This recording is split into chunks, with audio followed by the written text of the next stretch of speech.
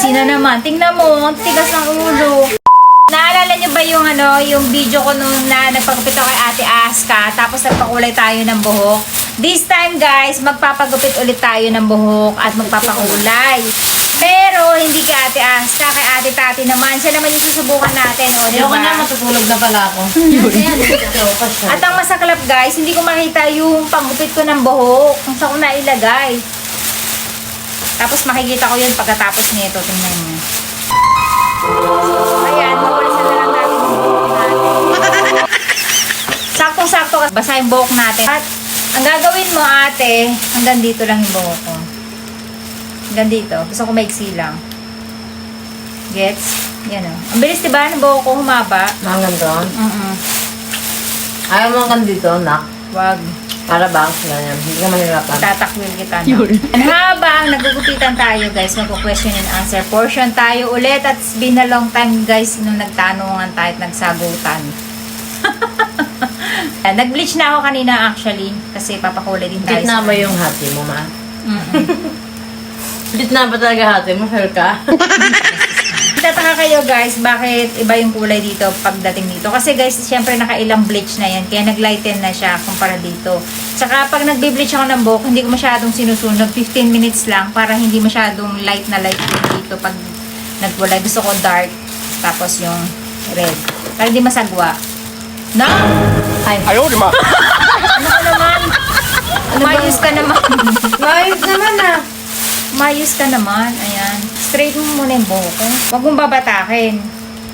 Uy, tignan mo muna kung hanggang saan yung haba. Huwag kang gupit ng gupit. Anong gusto mo, ma? Huwag mong babatakin yung iksi. Maganda dito.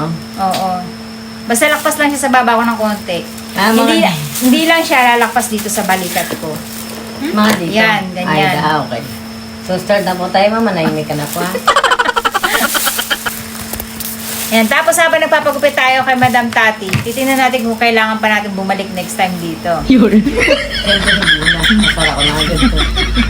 Yan to, mama. Straight yan talaga ah. Ano ba iti-tape mo? Hindi na, ma'am. Pagka na po nag-a-advise ako po yung sa trabaho dito. So sasaluhin ko na lang netong plastic. Ayan. Para mano-manong salon na Ayan, lang. okay na ta, guys. Tapos na tayo. Salo-salong plastic na lang guys. Siguraduhin mo. Oo, pantay. Oh, galing ah. Diba? Okay na yan. Tapos dito hanggang dito. Oo. Zigzag po ang design natin today. Pantayin mo dun sa buhok ko. Oo. Papatayin ko tong vlog. Ayaw, di ma. Kasi alam nyo guys, kung bakit ayoko na ng mahabang buhok. Ang hirap kasing magmahaba. Tapos lagi din ako nakapusod. Tapos ang aksayado sa pangkulay, ang aksayado pa sa shampoo. Sabi mo lang na hindi ka naliligo. Maganda pala talaga kapag basa ang buhok, no? Madaling magupitan. Kaysa yung hindi, buhagag. Ang galing mo naman. Para kasi Ate Aska, ang galing. Straight na straight din. No, my love mo. Love mo. Si Aska daw sa kabila. Ikaw sa kabila na. Kabila ka. So, ayan guys, magbabasa tayo ng mga question na impact na yung question natin. At nakuha ko lang itong mga to sa TikTok. Make it sure na ka, nasasalon eh. Check mo na lang. Sabi ni Just Lyrics for You. Nag-aaway po ba kayo ni Ate Aska? Nag-aaway ba tayo na? Yes, madalas kami mag-away ni Ate Aska. Kasi madalas siyang may sumpong. Ako lang ba yun, no? Sama tayo. Ikaw lang naman talaga yung sumpungin eh. Okay, next question agad. Nag-start na ulit ng away. Kakasabi lang. Di ba? Pero hindi man ako nang-aaway. Kaya na si Ate Aska talaga pagka wala siyang sabong. Alam niyo naman, di ba? Wala tayong Mama? magagawa. Alam niyo naman guys, pag puberty, mga 18, ganyan. Ayan ang pinakamatitigas ulo. Kasi alam niyo, ganyan din si Ate Tati nung bata siya. Ay, hindi. Ayaw, di ma. Si Ate Tati nung, malala ka ba nun? Hindi, nakikinig pa rin ako. Takot ako kay mama nun kahit pa paano.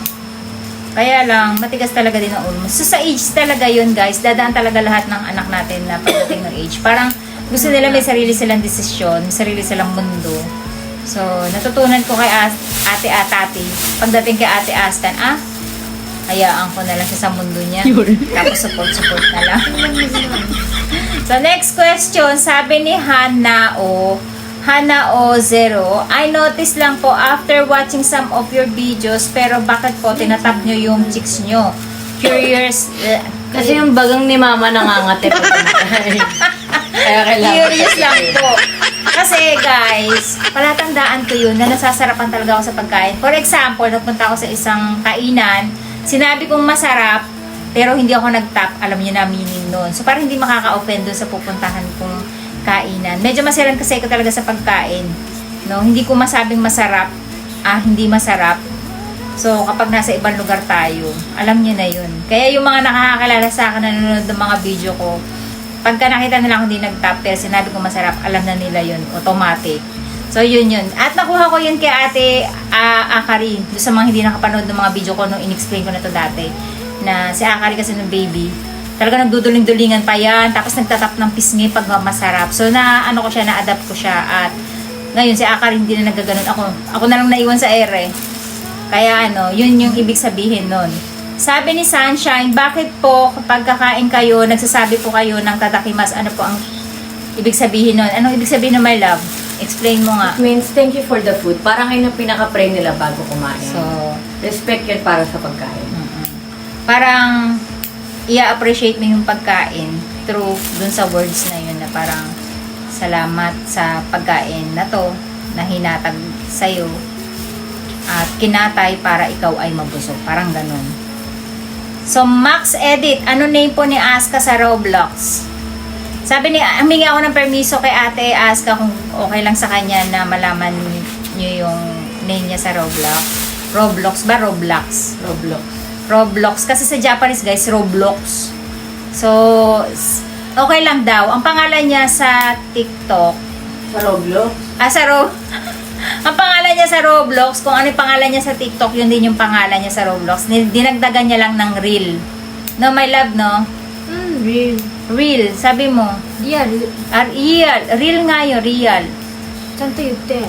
Oo, yun. So, sa Japanese kasi, real ang tawag sa kanya. So, di ba sa English, real, yung R-E-A-L. Sa dulo, yun lang. Yun yung kanyang name. Sa mga nagtatanong, paulit-ulit kasi yung tanong na yun kanina, mula nung binagit kaya tayo yun dun sa video ko nung kumakain kami ng turon. Sabi ni Tontens, paano po natuto si Ate Aska magtagalog? Tagalog ko sila guys kausapin talaga, kaya hindi ako marunong maghapon. Si Ate Akari naman, more on kasi sa Yochen, sa ano siya, sa school nila, puro Japanese talaga from the beginning. Si Ate Aska kasi, naka-encounter siya ng mga tourist ko na Pilipino. So, every year, may 2 times akong may tourist na Tagalog. So, puro Tagalog talaga kami. No? Kaya hindi siya masyadong nakalimot sa Tagalog. Sabi ni May Eha, si Akari datan kasi baby pa. May Eha si Mata, totoo po ba ma'am na mas maraming gustong mag-apartment sa mga Hapon kaysa bumili ng sariling bahay kasi daw mahal ang binabayaran tax ng mga may bahay? Napanood ko lang po dito sa FB. What do you think, my love? Ano ulit? Totoo po ba na mas maraming gustong mag-apartment ng mga Hapon kaysa bumili ng bahay kasi daw mahal ang binabayaran tax ng mga bahay? Napanood niya lang daw din sa FB. Okay. At Hindi, alam niyo kasi guys, umuupa ka lang pag din, di ba? nag-loan kasi kayo ng bahay, aabutin yan usually 30 to 35 years. Tsaka hindi lahat ng tao dito nakakapag-loan, depende sa sasahurin nyo. Oo. Yung iba kasi syempre, palipat-lipat din ng bahay. So syempre kapag may sarili kayong bahay, hindi na kayo makakalipat. Tapos ang hirap magbenta. Ang hirap din ibenta nun kasi like, for example, sila ma'am bumili ng bahay. Kapag na ano sila, natigay boom, hindi rin mapupunta sa amin yung pera unless hindi namin babayaran ng tax. Kalahati. Na binili na. As in yung price nun, babayaran nyo usually half. Oo, kalahati. Kaya parang for me din, hindi siya advisable na bumili ng bahay dito. Kasi hindi katulad sa Pilipinas, tumataas ang value. Dito sa Japan, hindi. Bumababa ang value, lalo na kung naluluma yung bahay. Ang binabayaran na lang usually, yung lot price. That depende yun sa location nyo. Pero kung mga province, walang masyadong upgrade yung presyo ng lupa, lalo na kung katulad dito sa lugar namin guys, tourist spot na to pero hindi nag-upgrade yung presyo ng lupa kasi nga province nga siya, pero nandito na lahat imagine niyo, pero mababa pa rin talaga yung presyo nila. Tapos wala nang value halos yung bahay, yung lote na lang talaga yung babayaran mo. Tapos sisilip-silip. Ang dusing ng asawa ko, nag-aalaga ng bahay. Kasi nanay fresh. Naging losyang yung lolo, kakaalaga ng bata. Tapos nakasabit, ay umiyak na naman, kalalapag pa lang. So, ayun, for me din, hindi din advisable sa akin na. Sa iba naman, siguro okay. For me kasi, for example, bumili kami ng bahay. Tapos, halimbawa lang, tapos yung kapitbahay namin may aning-aning. Hindi namin bet yung attitude kasi may mga ganong suplado, di ba? Knock, no? May tumatawag kagad ng police na pag ayaw niya na maingay. Meron naman talaga may mga tililing talaga. Ang hirap, guys. Tapos hindi ka na basta-basta makakalis dun sa bahay kasi nga bahay mo yun. So, pwede pa uupahan mo siya or ibebenta mo. Ang hirap din ibenta, guys, ng bahay. Na ano, tapos yung uupa doon, aalis at aalis kapag nalaman niya na ganun yung attitude ng kapitbahay niya. So, hindi magtatagal. At ang contract lang nun ay every 2 years yata. Ano, nak, no? Yung kontrata ng mga paupahan. Oh, usually 2 years lang. 2 years. Tapos, ang trabaho nun para sa may-ari ng bahay kapag every time may lumaalis sa apartment niya. So, kailangan niya laging i-renovate yung bahay niya bago niya paupahon ulit para maupahan. So, magastos. Kaya, yung iba naman, naglo-loan. So, usually, 20 to 30 years binabayaran. Depende pa rin sa sahod kung magkano yung hulog mo. Merong 50 years pa nga eh. Kung magkano yung gusto mong ihulog. Kaya lang kasi, ang problema doon, katulad ng sabi ni Ate Tati, pag nategi yung magulang, hindi katulad sa atin sa Pilipinas, pagka nilagay mo lang sa beneficiary mo yung mga anak mo, automatic sa kanila mapupunta yung lote mo. Diba? Dito kasi, automatic, ang 50% ng bahay mo ay babayaran ng anak mo kung magkano yung presyo ng halaga. So, meaning, habang pinapasa yung ari-arian mo sa kaanak-anakan mo, parang binibili mo na rin yung lote. Kaya kung makikita nyo, minsan, ewan kung may nag-vlog na nun, minsan pinamimigay na lang talaga yung mga bahay. Kasi nga, yung anak na Japanese, instead na bayaran niya yun, nilelet go niya na lang, pinamamahala niya na lang sa gobyerno, kaya binibigay na lang ng gobyerno naman sa iba. Ang babayaran mo na lang, yung tax ng lupa. Oh, tapos ganito guys, pag nagpunta kayo ng mga city hall, pwede nyo bilhin yung mga lote na yun. Like yung mga hindi na nabayaran, babayaran nyo lang yun. So. Marami silang parang rush na. Kasi ganun yun guys, yung mga may-ari nun, yung mga anak nila, ayaw na nilang kuhanin kaysa bayaran pa. Kaya pinamimigay na lang. Kaya nga meron ako nabalitaan dati pa nga na Pilipina eh, na half Philippine siya, tapos yung tatay niya, baby, tapos yung tatay niya, nategi hapon, tapos nalaman niya, anak siya actually, nalaman niya yung tatay niya may anak pa sa iba na Pilipina. So, pinahanap niya pa yun sa Pilipinas yung ano niya, siblings niya.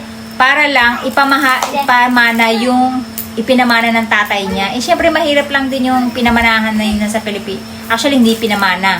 Saka ayaw niya tanggapin, guys. Ang gusto niya, ang kumuha na lang, yung kapatid niya sa Pilipinas, yun ang pinapahanap niya para doon niya ibigay yung mga ari-arian ng tatay niya na iniwan sa kanya. Pero hindi rin makuha ng mga kapatid sa Pilipinas kasi nga wala rin pambayad dahil mahirap nga lang din. So, maraming ganong case, guys, na yung mga pamana-pamana, gobyerno na lang ang nakikinabang. Kaya nga meron ditong kasibihan, kapag ang business pala dito, umabot ng 10th generation, zero balance na talaga. Pag hindi talaga umakultinay, yung hindi siya talaga naging okay na business. Alam niyo kung bakit? Halimbawa, ako yung may business, tapos nategi ako, yung business ko na yun, hindi ko maipapamana sa anak, hindi niya mababayaran yung 50%, hindi niya makukuha yung business. So, pag nakuha niya yung business, halimbawa, pumayag siya, 50% babayaran niya. Pag nategi naman siya, yung 50% ng business na presyo ng business na yon, babayaran naman ng anak niya. Kaya lahat ng mga business dito, walang nagtatagal halos kung hindi ka talaga sikat na negosyante. So, may napanood akong ganyan isang YouTuber about sa pagbibusiness dito sa Japan na ganun nga ang nangyayari. So, after 3rd, 4th generation, natitegi na yung business kasi pasa-pasa yung pagbabayad ng yun nga lang nakakainis dito eh, di ba? Kaya alam nyo, doon ko na-realize na sabi ko pag yumaman pala ako, plano kasi bibili ng mga condominium dito para gawin papaan. Hindi pala advisable kasi alam nyo kung bakit, ayun, hindi rin mapapakinabangan ng mga anak ko kung wala silang pambayad mismo. Ay nak, parang iksi naman dyan, tingnan mo, layo. Ano nangyari? Mas maganda ako. Sumobra naman ang iksi dito. Anong nangyari? Tingnan mo naman. Tapos guys, Alam mo, patingin ko, pag ganun ka na, paangat ka na ba? Kakinis na katulog niya. Hinayo pa ka. Masyado ka na sarap sa... inaayos ko yung gupit. Teka lang, kapantayin ko. Inaayos mo. Baka naman mapunta na yan sa tenga ko yung igsi niyan. Kasi sabi ko sa'yo, huwag mong babatakan. Pag binabatak mo yung buhok, iigsi. O, tapos inangat niya pa din. Di ganun din, umigsi na naman. Tingnan mo, ang tigas ng ulo. Binatak mo eh. Ang ingay. Pwede naman yung gawing layer. Sumobra igsi na. O, Okay eto. na yan, ma. Bagay naman, di ba? Pantayin mo na lang, Bechika. Huwag mo kasing babatakin. Pag Ikaw nga. Halika dito. Ikaw. umigsi na lang, umigsi yung buhok kung hayop na to. Tingnan niyo naman yung naging design pa islam. Oo, makapit. Di ba mahilig ka sa unique? Win! Artistic. Ganun. Para naging buhok ni Misha. Ikaw naggupit. Bibigyan ka Ang lang laki sa yan. Oo, diferensya. Oo, hanggang dito pa. Oh. Huwag mo kasing hilahin. Sinabi na. Pag nagumugupit ka, tingnan mo. Pag gumugupit ka, gaganyanin mo lang. Oh, kahit hindi mo siya hilahin. Kung hindi mo tansyado. Ganda na sana ng haba nito. Perfect yung haba nito. Pinagawa mo pa kasi kay Ate Tati. Tama, maganda Alam mo, ng magaling kulay. yun. Kaya nga eh. Napuri ka na eh. Hinihila niya kasi kaya napaigsi. Basahin mo kaya muna yung buhok ko na. Babasahin ko naman nga, nilinervous ako sa'yo. Teka. Bagong vlog, nakalbo si mama. Kaya nga, Dahil dati naman daw mo. kaya sabi, ay, isang question nyo ang haba, inabot ng 15 minutes. Nak! Bilisan mo! Aska, ikaw na lang kasi. Dali na. Okay lang yan. Bok naman ni Mama. Pantay mo na lang. Papantay mo lang naman. Ayan, oh, kitang-kita mo Oh. naman dito. O, tingnan mo. Ang galing, news ko. Tingnan mo to. Oh, ang Ikaw na iksi. magsalita. Oh guys, naulok oh. Sabi ni Jen Marie, parang may Ayaw na, parang- ayaw na niya magtanong. parang mas magkasundo si Tati at Aska. Si Akari parang medyo di nyo kasundo. Pansin ko lang sa lahat ng video nyo. Sorry, pansin ko lang, not baser. Not baser. Not haters, sabi niya. Ano ba mapaliwanag nyo doon? Medyo may ano kasi kami, may age gap kami guys. Si Aska kasi, 7'7" malapit kayo yung, eh. ano sa akin, malapit ang edad niya sa akin. 7'7", ang layo ah. O sige, hindi ko nasagutin. Bakit Hindi kasi, teenager na kasi si Ate Aska, kaya naging ka-close mo siya. Tapos yung mga si Ate Aska at si Ate Akari ngayon, nagiging close na sila kasi nagtiteens na rin si Ate Akari. Kasi nung pagbata pa yung kasunod mo, parang hindi mo, ano 'di ba, hindi mo, ano yung mga trip niya, bata pa kasi. Naka-straight mo muna.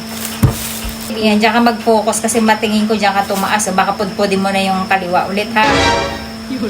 Mama, huwag ka nang maingay. Nakakita ka ba diyan? Gusto mo buksan ko yung liwanag? Nakakita ko. Kasi baka madilim ka hindi ka makakita. Wait lang. Nininervous ako eh. Ayan. Kasi didilim yung mukha ko guys kapag dito tayo nag-focus. Kaso, ayun nga, nag-slant. Naging ano, siya. Diba ha? Naging Siya siya yung yata, buhok Misha. ko. So, ayun. Pero ngayon, guys, close na si Ate Aska tsaka si Ate Akari. Lalo na pag nagro-roblox sila sa gabi. Si Ate Akari, ay si Ate Aska tsaka si Ate Tati, nung bata pa si Ate Aska, utos-utosan niya talaga nung bata si Ate Aska. Ha? Pero hindi sila ganun ka-close kasi maldita nga tong si ate niya. Parang, Ganun talaga yung ate mo. oo, kapatid niya, tapos utos-utosan niya. Pinagtatanggol ako. Tapos ngayon, bandang uli, baligtad. Si Ate Aska naman ang utos ng utos kay kay Sa Akari. akin walang utusan. Mahaba pa rin eh. Ano siya yung, kuha mga tubig, kuha mga tushi, puti mo yung remote. Nagti-thank you naman ako. Yun. Nagtithank you naman daw pala Nabalik na siya. naman. Sa ate Tati, hindi ah. O, si Ate Tati hindi. Hoy, binabayaran kita. Ate ah. Dati hindi ah. Ngayon nagkakabayaran. Oo, dati wala pang bayad. Pero ngayon naman si Ate Tati bumabawi Paldo-paldo ka sa'yo. sa akin. Di ba ma? Oo naman. Sana nga ako din may ating ganyan. Mami, pa-advise naman po sa pwedeng sabihin sa parents ko kasi gusto ko nang bumukod, hindi sila masasaktan. 20 years old na po kasi ako and I have 5-year-old sister. Every time po kasi na magpaparinig ako na gusto ko itry magbukod, ang sinasabi, sayang lang ang pera imbis na ibayad mo sa upa, help mo na lang dito sa bahay. Actually po, more than half kasi ang expenses sa bahay. Ako sumasagot and yung sister ko rin po, ako lahat ang gastos. Isa pa pong rason nila is wala pa naman daw akong asawa, so wala pa daw reason para magbukod agad. Thank you in advance. Ate Tati, kaya mo na to. Guys, first of all, hindi naman talaga natin obligation ang ating parents. Kasi, Wait, nakakatakot yung itsura ko. Okay. well, first of all, hindi naman talaga natin obligation ng ating parents. Pero feeling ko, kung kaya naman natin sila tulungan, why not? Nak, may kinikwento po ako. Mahaba pa. Konting-konti na lang, inch-inch na lang. Makita mo ba? Dapat nag-explain ka, pero huwag mo kakalbuhin na. Makaka-explain ko dito kasi, guys. Konti na lang. Putol ko lang muna to guys bago tayo magpa-explain. Kasi nanganganib na yung buko. Papudpud Huwag mo na. kang patawanin, mama. Papudpud na siya. So ako naman na mag-explain. Kasi, for me, kasi as a parent, unang-una, nag-worry kasi yun. Siyempre, alam mo naman ang mundo ngayon, napakahirap, hindi natin masabi yung sino yung mga kasama nila, sino magiging kapitbahay nila, ano yung pwede mangyari sa kanila. So, isa yon sa fact na ayaw ng parents na bumukod ng anak kasi nag-worry. Diba? So, second, tama naman yung magulang mo na sayang nga naman yung gastos. Kasi kung kahit ako, anak ako, isipin ko din yung iuupa ko, bibigay ko na lang sa parents kung matulungan ko sila. Pero, sa isang banda, kasi kapag yung mga anak natin, syempre nasa tamang edad na, maganda rin guys na ma-experience nila yung obligasyon, yung salitang obligasyon, alam nila yung mga Yung pantay na nila. asker, oh. Para dito hindi. Kung manihila yung buhok, para may tinatago ka dito sa area na to. Ayun, parang may nakalabas dito, tapos yung sa ibabaw, Ikaw na kaya kasi. Hindi ko naman yung buhok. Sa ilalim niya, naktingnan mo, parang may mahaba. Ay, hindi pa ako tapos sa harapan eh. Bukod doon sa magandang, magkakaroon siya ng, sa sarili niya, sa manners, ano tawag doon na, yung obligasyon niya, Maging responsibility. yung responsibilidad niya, tutugunan niya mag-isa, plus lalakas yung loob niya, and then, mas gaganda yung relationship niyo ng magulang mo, ng magulang, kasi namimiss niyo yung isa't isa. Di alam niyo guys, there's nothing wrong kung gusto niyang bumukod. Pero feeling ko hindi lahat ng parents maiintindihan yun. Pero alam niyo, may mga pros kasi may Parang pros and mahaba cons pa kasi talaga. ang Konting-konti na lang, nak. Mahaba pa talaga. Ayaw mo lang ata ko pasagutin eh. Kasi natamaan ka eh. Hindi. Tanga ako nga nagpalaya sa'yo. O ikaw na magupit, ayuwi na pala ako. Hindi ka nga bumukot, pinalayas na kita. Kasi nga, inuuwihan mo lang ako ng labahin. Nakahalata naman ako. Sabi ko, uwi ka na lang doon sa pinupunta mo. Doon ka na bili ka na lang ng sabon そっ yun. ちいい感じ。こっちママが濡らしすぎ。 Yan mo, kukuyer. Hindi kasi ganun talaga yung buhok dito. Di ba Dati mama, pumapasok? 12 costa Fly away talaga yung Mama, okay lang buhok. yun, ma. Alam mo yung buhok ko, yung parang yung sa yung may pula dito sa dulo. Ang ganda rin nung my love mo. Maganda ka kasi. Wow! Pero pinalayas mo pa rin ako. Pero hindi pa rin ako. Hindi siya bumukod, pinalayas ko siya. Which is alam niyo, naging maganda rin sa akin. Lesson learned kasi natuto akong mag-ipon, natuto akong magtrabaho. So. Parang na-realize ko na, ay, hindi pala biro yung gastos ng mga magulang ko sa kuryente, tubig, renta ng bahay. Na-realize. Marirealize mo. Ako nga naka-realize, ikaw ba? Hindi, yun talaga yung pinarealize ko. Na-realize ko. Nakakalata ako dito. Pero, yung pepalayasin, hindi kanina. hindi namin siya nire-recommend Oo. Okay? Ano din, may problema din sa amin dalawa. Kaya nangyari yon. Pero, Sa amin, sa'yo lang may problema nun. kaya yun nga, lesson learned na sa amin ni mama yon. Kasi natuto nga ako sa boy mag-isa. Di ba, ma? Oo. Ayun lang ang... Which is yun talaga ang point ko. Ako nga na lesson learned. Ako ang pinalaya. Ayun. Alam niyo, sobrang proud ako sa sarili ko kasi kahit nising kong bulag, hindi ako nanghinang tulong kay mama. After niya akong palayasin, parang pride ko na rin. At saka, natuto ko mag-ipon. Ito mag-ipon. Ayan, nagkatrabaho na ako, naging okay na ako. Kung ano yung kaya ko ibigay kay mama, binibigay ko. Oo. Kasi aminin natin, hindi naman bumabata ang mga magulang natin. Oo. Meron din plus na, meron ding rason. One of the reasons ba't ayaw tayo Ano ba tinatandali? Ano ba tinatawanan mo yung buhok ko o yung sinasabi na ate mo? yung pinalayas ako. TikTok ni ate sa ate pa sa injury ko. At tingnan mo lang sabihin. Na konti pa siguro dito. Sa ilalim. Kakakunti natin, bangs na yung... I think sa ilalim kasi siya. Ayan o, tingnan mo. Sa video. Tingnan mo lang sa video, my love. Hmm. Ah, okay. Dito siya kasi sa- wet dito. Hindi. okay, wait, Mahaba ito talaga sabi. yung loob niyan. Dito. Oo. Huwag ka naman na mag-speech pagkatapos na niyan. So, ayun. Ano yung kwento mo na? Ayun, parang one of the reasons ba tayo minsan paalisin ng parents natin is tumatanda na rin kasi sila. Kasi parang nalulungkot din sila mag-isa. Or ayun nga, yung katulad ni Mama worries, nag-worry sila sa atin. Pero feeling ko, need din natin we need to spread our own wings. We need to learn how to live. Not tayo lang. Kasi pag ayun nga, pag nawala din ang parents natin, kailangan natin masanay sa buhay. Lalo na yung buhay ngayon, ang ekonomiya ngayon, hindi siya biro Sobrang laki ng mga gastusin. So, kailangan din natin matuto sa sarili natin. So, ito na yun na. Oo. Tapos na. Kaya ayun, okay lang din na magbukod ka. Ngayon, pag ayaw pa rin pumayag ng parents mo, better to, Kita man, ito ganyan. ano ka na, sekreto ka na maghanap ng bahay mo. And then, Uy, wag kayo magsikreto. Ano ka ba? Manito. Hindi, maganda na yun. Meron kasi matigas ang ulo ang nanay talaga. Hindi naman masikreto. Hindi nga, patapusin mo muna kasi. Bakit lang mo? Ito ka na makulit sa sarili mo. Malit ka nga dyan. Tapos ngayon, pag nakahanap ka na ng uupahan, saka mo, yung titira ka na talaga as in, saka mo ngayon sabihin sa nanay mo na may nahanap na akong upahan at ayos na siya. Mag-move in ako ng ganitong petsa. Tapos, ituro mo rin sa nanay mo, dalhin mo rin siya doon sa place para makita niya, mas maintindihan niya na, ay, okay, safe naman pala yung lugar na uupahan ng anak ko. Tapos, alam niya yung address kung saan kanya pupuntahan at papasyalan. So, yun. For me, hindi naman sa tinuturuan ko kayo na magsikreto sa nanay niyo kasi 28 years old, okay na yan, guys. Dito nga, 18 years old, pinapalayas na eh. Bukod na eh.